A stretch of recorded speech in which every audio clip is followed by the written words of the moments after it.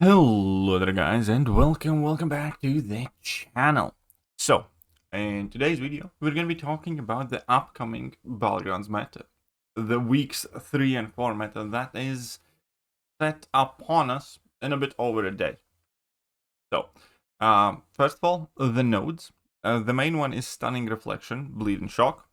Where at the start of the fight, the defender gains an indefinite stun shield. When the shield is active, the defender cannot be stunned. Every time stun is attempted, the attacker is inflicted with stun debuff for 3 seconds.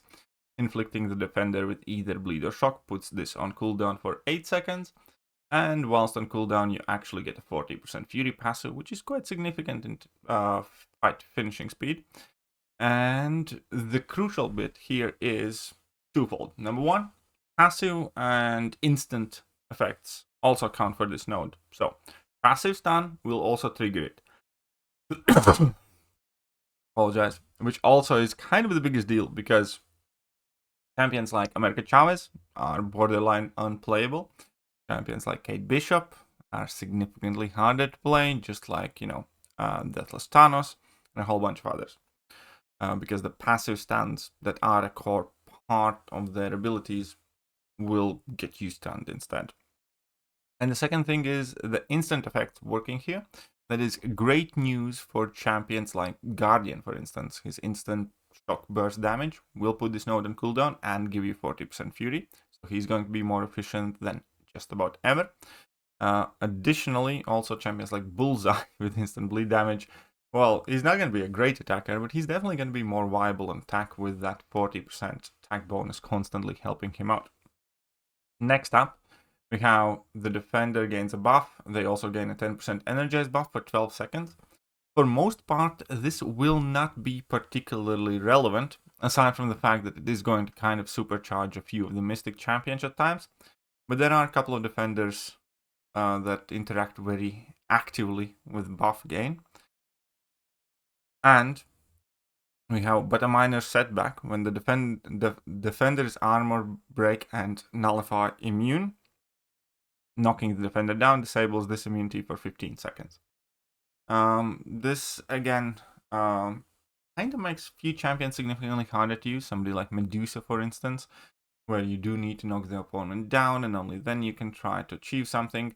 It doesn't particularly hurt the Mystic champions too much because they get around it quite well by spamming special attacks anyways. Even if opponent is nullify immune, those energized buffs, for instance, will still expire and speed your buffs, so on and so forth.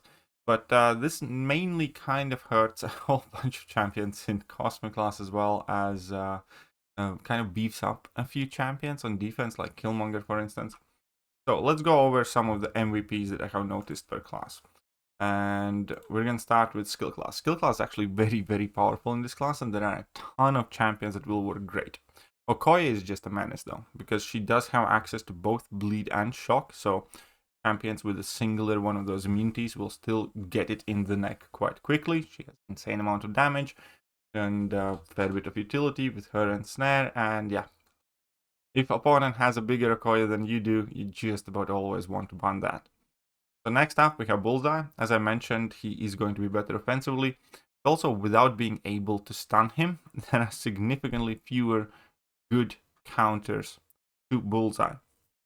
We're going to mainly discuss that when we're going to get to the Mutant class, obviously.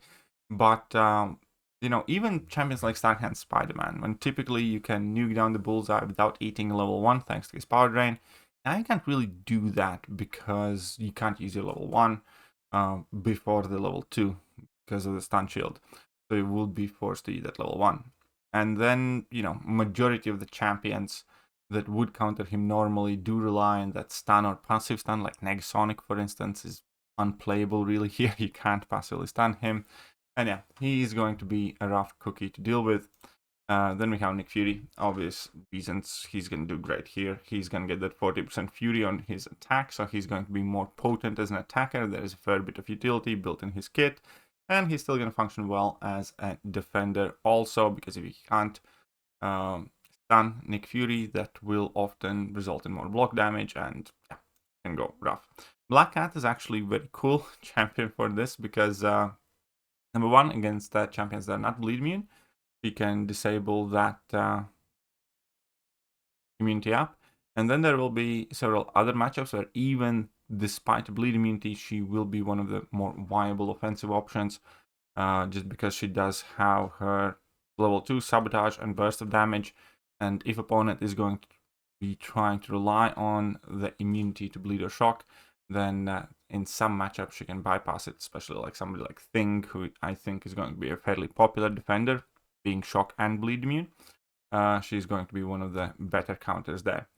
Then next up we have Crossbones. Crossbones, honestly, kind of harder to play because you can't parry stun your opponent, and still he's going to be a necessary option in people's decks, namely for like Photon. Otherwise you'd have to permaban that, and you still don't typically, rely on stun against Photon. So he's still going to be usable. He's just going to be harder, but you're going to want him on your side.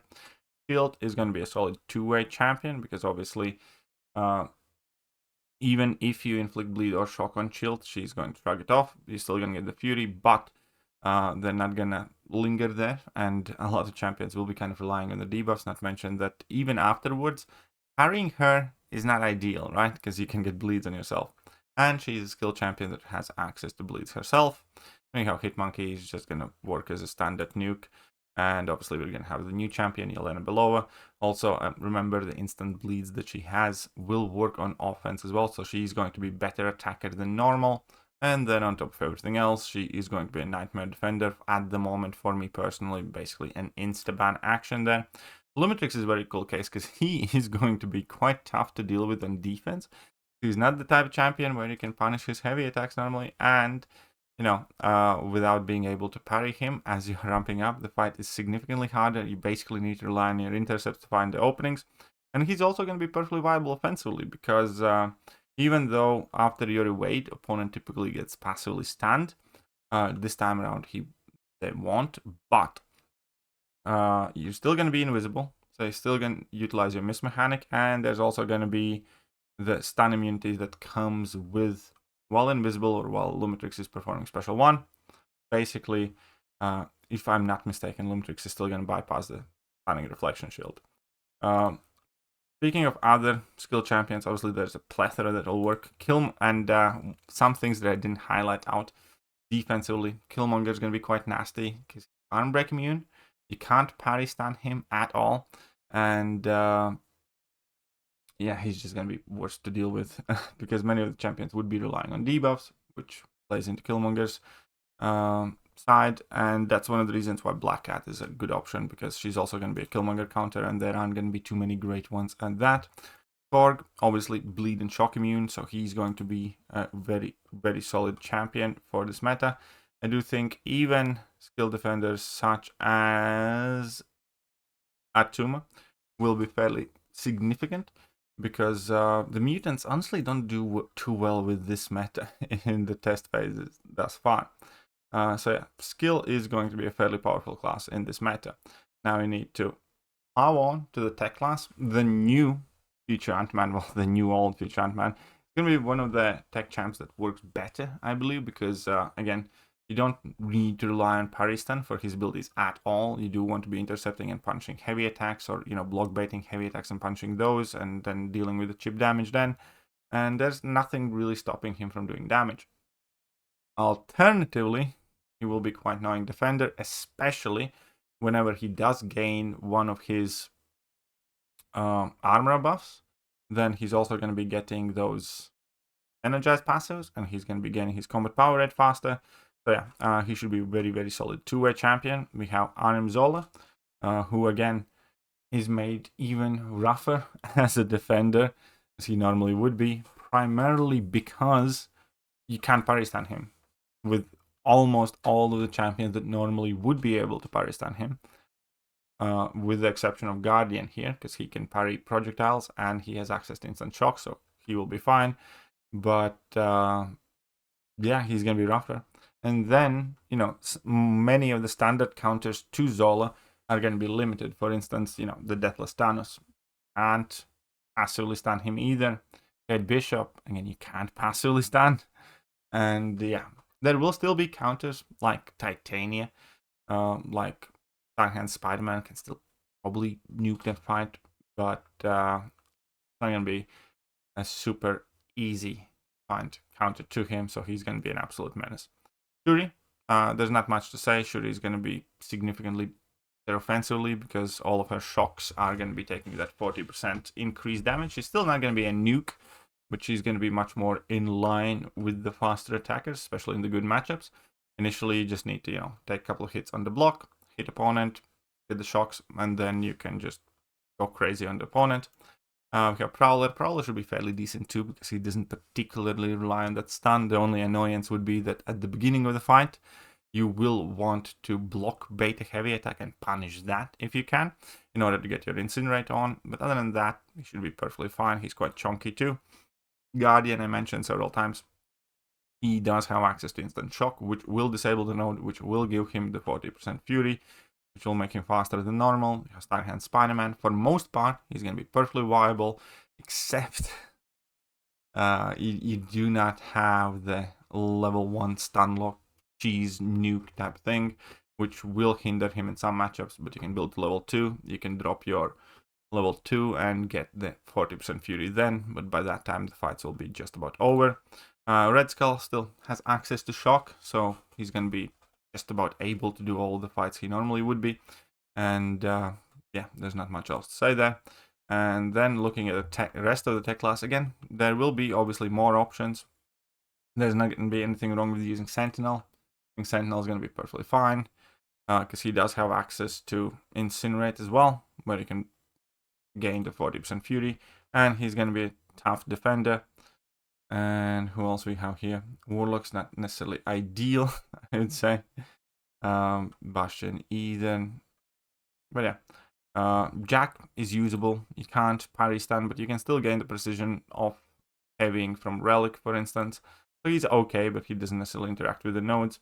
There are a few champions with interesting interactions. For instance, Ironheart, even though she doesn't disable the node, once you do have tracking on the opponent, you can parry by accident. You're not going to stun the opponent, but you're not going to get stunned back yourself. It's important to note that, again, some champions in the tech class that people love to use will be rendered completely useless, such as Shocker. With Shocker, if you do stun your opponent by accident, which you can do, you're going to get stunned yourself, so you don't really want to be doing a lot of Shocker shenanigans. So that's quite significant to point out. But let's move on. Mutant class, the MVP. This is like one of the scariest, the best champions in the Mutant class because thanks to the 40% fury, many of his matchups of equal rank, he will nuke with a single level 1. Or you're going to be throwing a level 1 and, letting the bleeds do work and hitting them a bit afterwards. But yeah, he's crazy good here because he's quite nukey as is. And then that additional 40% that gets carried over for all the bleeds and extra ticks and everything else, it is absolutely massive. And obviously, he's kind of cool because you can still do the level 2 rotation as well, but be careful with Stunning Reflection then, because he can do champions that are, let's say, bleed resistance with the level 2 rotation, but when you passively stun the opponent, if the stun shield is up, you're going to have a rough time. Still though, very, very, very good. Definitely my MVP so far in off-season. Dust is quite a good shout out because Dust number 1 is going to be more annoying as a defender because you can't parry stun her. And she's shock and bleed immune. So nobody is going to be getting that fury against her. And in this meta, therefore, you cannot parry stun her. And it's going to be harder to deal with her. And offensively, she's still usable, I would say. She also has the same effect as Ironheart effectively, because when you parry, you guaranteed glance, and that reduces the node ability accuracy, so you're not going to stun the opponent, but you're also not going to get stunned if you do parry by accident. And we have Gentle. Gentle is going to be crazy good for this meta. If you do have one, congratulations. I don't. I would probably rank up the 6-star for this one. Because, yeah. When the opponent purifies or cleanses a stun debuff or triggers a stun immunity, gain unstoppable and indestructible passives for 2 seconds. And you're just going to ramp up and smack everybody. He's also one of the good bullseye counters in this meta. So that is definitely definitely significant. Wolverine up next. Again, one of the better bullseye counters of equal ranks in this meta as well. You're going to be getting the 40% Fury. Doesn't really rely that much on that stun, and you can just kind of go berserk, and you're going to be disabling that stun shield anyways. So weapon X is going to be dangerous. Dazzler, again, especially if she's high sig, because she does have the falter. Targeting this and during opponent special attacks inflicts falter passive for 2/2 dash. But yeah, just be careful of this line. If blocked, dazzling dash attack inflicts a stun passive for 1.5 seconds. Don't do that. You want this. Once readied, dashing towards from outside striking distance or during opponent's special attacks inflicts falter. That is what you want to do. You do not want to get it blocked, because then you're going to get stunned. So keep that in mind, but Dazzler should be quite effective too. And I want to talk about Mutant class a bit more, because Mutant class is not going to do too great. Because the most heavy hitters, well, many of the heavy hitters in the Mutant class are completely gimped. Number one, we have Mr. Sinister. He's defender only. He's unusable offensively, because you do rely on stunning your opponent, and that's just not going to happen. So Mr. Sinister is out, basically, for this meta. Then we have Onslaught. Also relies significantly on his passive stance and everything else. Still usable. Like, if you have a rank 4, you're still going to run him in your deck, because he's a worthwhile defender. And you can still, use him by punishing opponents' heavy attacks or block baiting heavy attacks and such. But he is not going to be, let's say, a great bullseye counter, for instance. And yeah, Negasonic, utter trash in this meta, unusable. So Mutant class is kind of having it a bit rough here, unless you have some of the newer mutants, basically. So moving on to the science, Photon is definitely a very good shout, because number one, well, she's bleed immune, that's always nice, but you can parry stun your opponents on purpose. You're gonna get stunned instead, but you can use your invisibility to ramp up quicker. So Photon's actually very good, easier to ramp. She's gonna be a faster attacker and still a viable defender.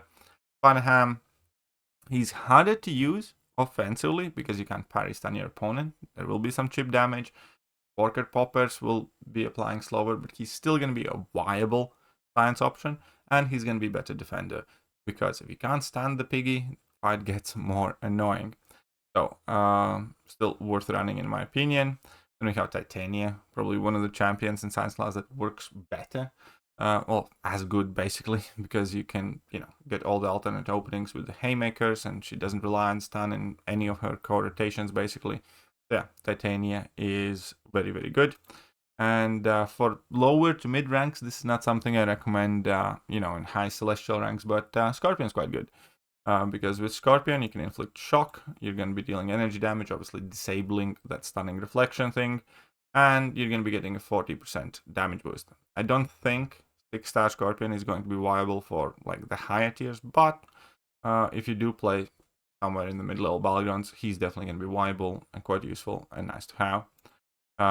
So yeah, Science class, again, similar to Mutants, is quite heavily hit by not being able to stun, because many of the champions do rely on it. One champion I wanted to shout out as well is the Thing. Stun immune, bleed immune, and if you can't parry stun the Thing, the fights can get more annoying. And yeah, solid. Besides that, not entirely sure how well Count Nefaria is going to be doing. Should be okay-ish. Offensively, Silk, no. Silk's borderline unusable. Well, Silk is unusable just about, because you can't stun the opponent. Then there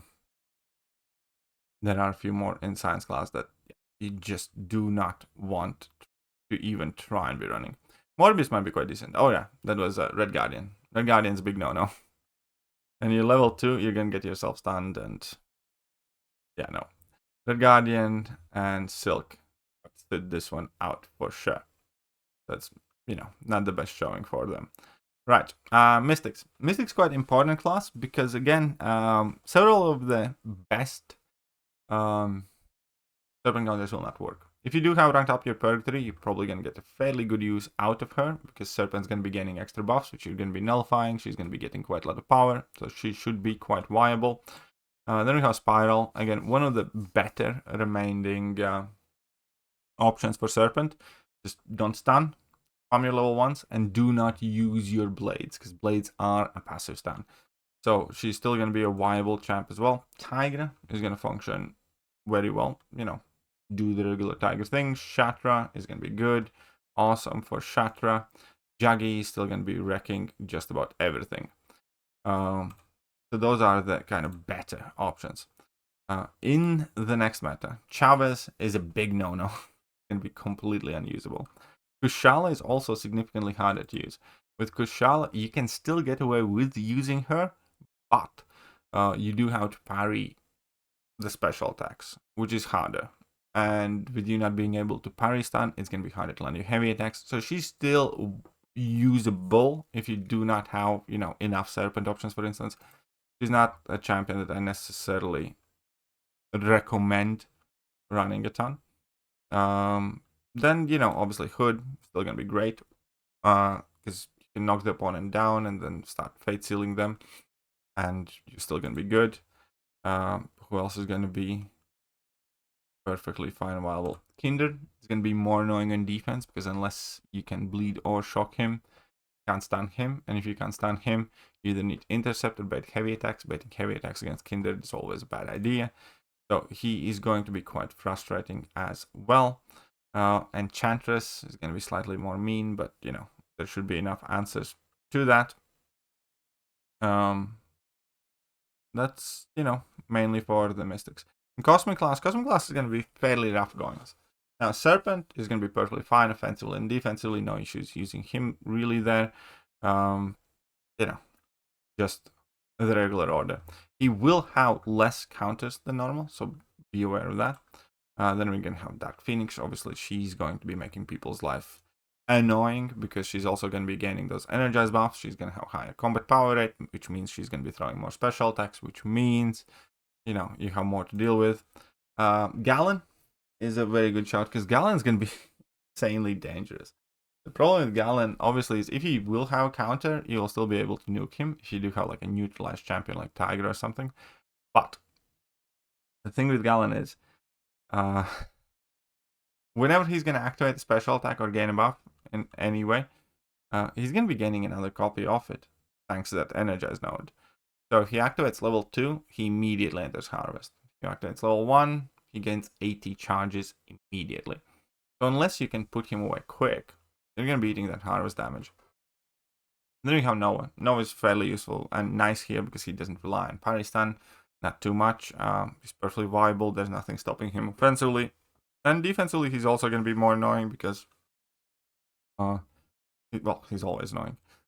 And then we have Thanos. Now, Thanos is again going to be more annoying on defense, unless you have a very good counter, because he's going to have even further increased combat power rate. So he's going to be throwing even more special attacks, because whenever he activates his level 1, he's getting his Furies, and, you know, he gets a ton of buffs. Offensively, though, he's very hard to use, similar to Onslaught. You can, you know, block bait opponent's special attack and punish that with a heavy, but you can't go into combo. And keep in mind that opponent starts out arm break immune. So with Thanos initially, what you will want to do is build up to your level 1, knock the opponent down, then you want to, you know, bait out a heavy attack and activate your heavy, and then you can kind of play like normal. But it is more finicky. It is doable though. Other than that, in Cosmic Champs, yeah, it's not the best meta for them, because many of them either rely on the arm breaks, which is something that you will have harder time accessing to, because you need to knock the opponent down already, or they also rely on stuns, and yeah, they are going to be perfectly fine and viable defensively, but offensively, it's going to be a bit harder to go. So, that effectively is the next meta. It's a fairly lengthy video, but it is a fairly complex meta. So, here is my deck for reference, the champions I'm using. Obviously, I do not have all the champions that I want yet ranked up for it. But this is more or less what I am working with myself. And yeah, let me know if you have any questions. I'll catch you guys soon. Bye bye. Hello there, guys, and welcome back to the channel. So we have